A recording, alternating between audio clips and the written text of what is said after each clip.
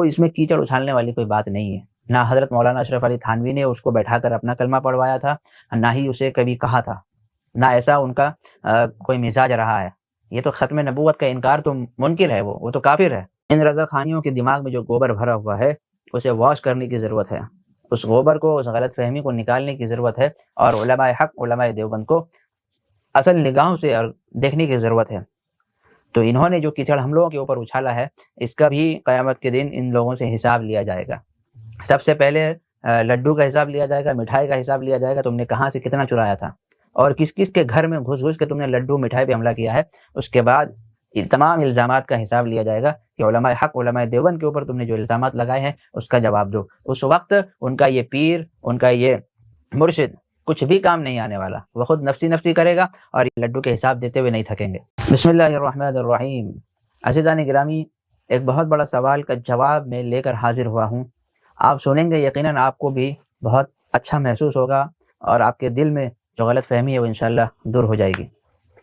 آج کل کے نام نہاد رضا خانی بریلوی جو اپنے آپ کو اہل سنت والجماعت کہتے ہیں، حالانکہ یہ اہل سنت والجماعت سے ان کا کوئی تعلق نہیں ہے، نہ یہ علماء حق ہے، نہ ہی یہ مومن ہے، بلکہ یہ تو مشرک ہے۔ جو کام آج مشرک انجام دے رہے ہیں وہی کام آج رضا خانی اچھے طریقے سے انجام دے رہے ہیں۔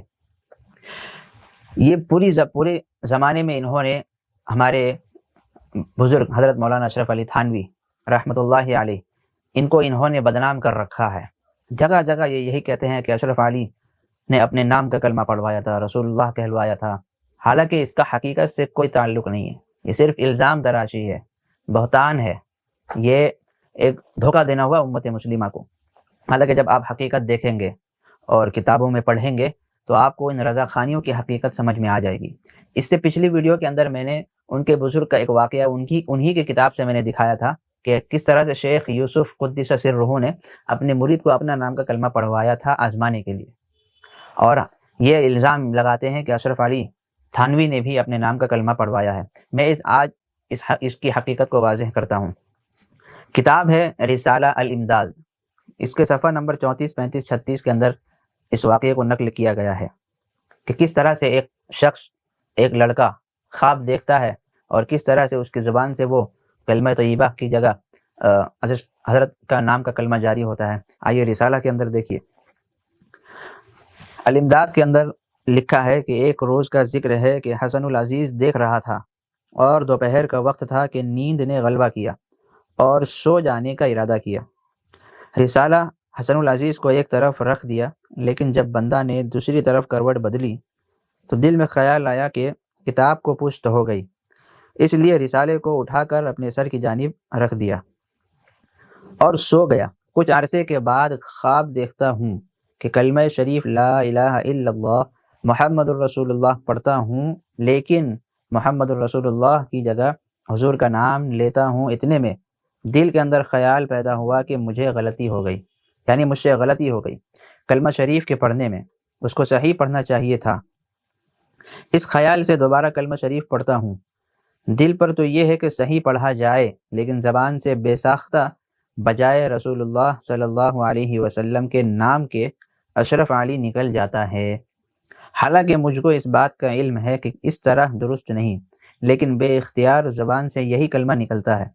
2-3 بار جب یہی صورت ہوئی تو حضور کو اپنے سامنے دیکھتا ہوں اور یہی چند شخص حضور کے پاس تھے، لیکن اتنے میں میری یہ حالت ہو گئی کہ میں کھڑا بے وجہ اس کے کہ رقت طاری ہو گئی، زمین پر گر گیا اور نہایت زور کے ساتھ ایک چیخ ماری، اور مجھ کو معلوم ہوتا تھا کہ میرے اندر کوئی طاقت باقی نہیں رہی۔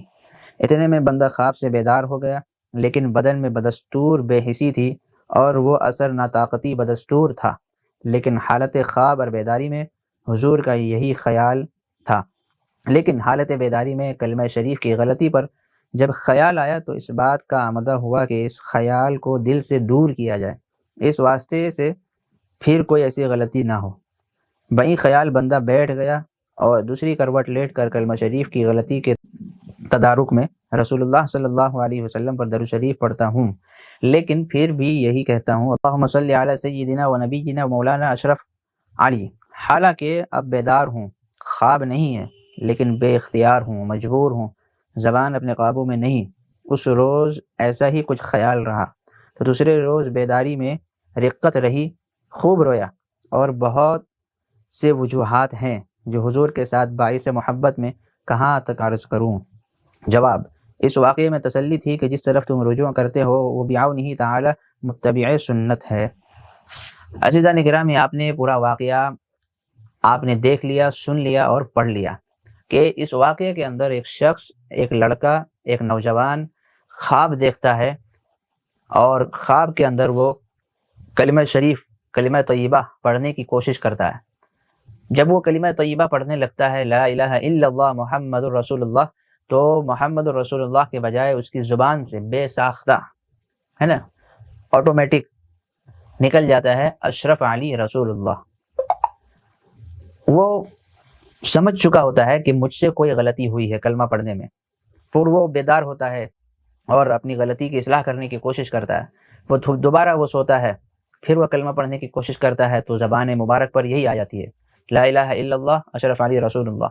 حالانکہ وہ اپنے خواب میں آپ علیہ الصلوۃ والسلام کو بھی دیکھ رہا ہے، اور ان کے ساتھ یہی چند حضرات موجود تھے، یعنی حضرت مولانا اشرف علی تھانوی وغیرہ ان کے سامنے موجود تھے۔ پھر بھی وہ یہ کلمہ پڑھنے کی کوشش کرتا ہے، لیکن زبان سے ادا نہیں کر پاتا ہے، بے ساختہ ہو جاتا ہے، وہ مجبور ہو جاتا ہے۔ تو یہ کیفیت اس کے اوپر طاری ہو گئی۔ اس نے جان بوجھ کر اشرف علی رسول اللہ نہیں کہا، بلکہ ایسی کیفیت اس کے اوپر طاری ہو گئی اور وہ مجبور ہو گیا، بے ساختہ ہو گیا کہ یہ کہنے پر آٹومیٹک اس کو زبان سے یہ چیزیں نکل رہی تھیں۔ جبکہ وہ بعد میں اس چیز کو لے کر، اپنی اس غلطی کو لے کر خوب رویا ہے، خوب اس نے التجا کی ہے، دعا مانگی ہے کہ میرے ساتھ ایسا کیوں ہو رہا ہے۔ حالانکہ اس کے دل میں خیال ہے کہ ایسا نہیں ہونا چاہیے، میں پڑھنا کچھ اور چاہتا ہوں۔ اس کا دل گواہی دے رہا ہے کہ آپ کو پڑھنا کچھ اور ہے، لیکن زبان سے کچھ اور نکل رہا ہے۔ تو یہ انسان مجبور محض کے درجے میں ہے۔ یہاں شرعی حکم یہ ہے کہ انسان جب مجبور محض ہو جاتا ہے نا، اللہ کی طرف سے اس کے اوپر کوئی ایسی کیفیت طاری ہو جائے اور وہ ایسا کوئی کام کر بیٹھے، تو اس وقت وہ خطاوار اور گناہ گار شمار نہیں ہوتا، کیونکہ اصل گواہی تو دلوں کے اندر موجود ہے۔ انسان دل سے گواہی دیتا ہے، اصل خیالات، اصل تصورات اور اصل ایمان کی روشنی تو اس کے دلوں میں موجود ہے، جو وہ باہر نکالنا چاہ رہا ہے لیکن نہیں نکال پا رہا۔ تو اس میں کیچڑ اچھالنے والی کوئی بات نہیں ہے۔ نہ حضرت مولانا اشرف علی تھانوی نے اس کو بیٹھا کر اپنا کلمہ پڑھوایا تھا، نہ ہی اسے کبھی کہا تھا، نہ ایسا ان کا کوئی مزاج رہا ہے۔ یہ تو ختم نبوت کا انکار تو منکر ہے، وہ تو کافر ہے۔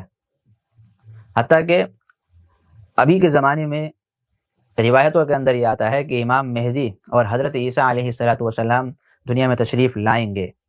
تو اگر کوئی بندہ یہ کہے کہ میں حضرت عیسیٰ ہوں یا امام مہدی ہوں تو وہ بھی کافر ہے، وہ اس نے بھی کفر کیا، اپنے آپ کو نبی کا درجہ دیا، جبکہ ان کے آنے کا امکان ہے اور آئیں گے۔ وہ یہ روایتوں سے ثابت ہے کہ وہ آئیں گے، ان کا آنا گارنٹیڈ بات ہے بالکل۔ لیکن ابھی کے زمانے میں کوئی للو پلو اٹھ کے اگر کہے کہ میں ہی ہوں، وہ تو ختم نبوت کا انکار کر رہا ہے اور وہ کافر ہے۔ تو یہ چیز، تو اسی طرح ان رضا خانیوں کے دماغ میں جو گوبر بھرا ہوا ہے اسے واش کرنے کی ضرورت ہے، اس گوبر کو، اس غلط فہمی کو نکالنے کی ضرورت ہے، اور علماء حق، علماء دیوبند کو اصل نگاہوں سے دیکھنے کی ضرورت ہے۔ تو انہوں نے جو کیچڑ ہم لوگوں کے اوپر اچھالا ہے، اس کا بھی قیامت کے دن ان لوگوں سے حساب لیا جائے گا۔ سب سے پہلے لڈو کا حساب لیا جائے گا، مٹھائی کا حساب لیا جائے گا، تم نے کہاں سے کتنا چرایا تھا اور کس کس کے گھر میں گھس کے تم نے لڈو مٹھائی پہ حملہ کیا ہے۔ اس کے بعد تمام الزامات کا حساب لیا جائے گا کہ علماء حق، علماء دیوبند کے اوپر تم نے جو الزامات لگائے ہیں اس کا جواب دو۔ اس وقت ان کا یہ پیر، ان کا یہ مرشد کچھ بھی کام نہیں آنے والا، وہ خود نفسی کرے گا اور یہ لڈو کے حساب دیتے ہوئے نہیں تھکیں گے۔ اللہ تبارک و تعالیٰ ان غلط فہمیوں سے ہم سب کی حفاظت فرمائے۔ وما علینا الا البلاغ۔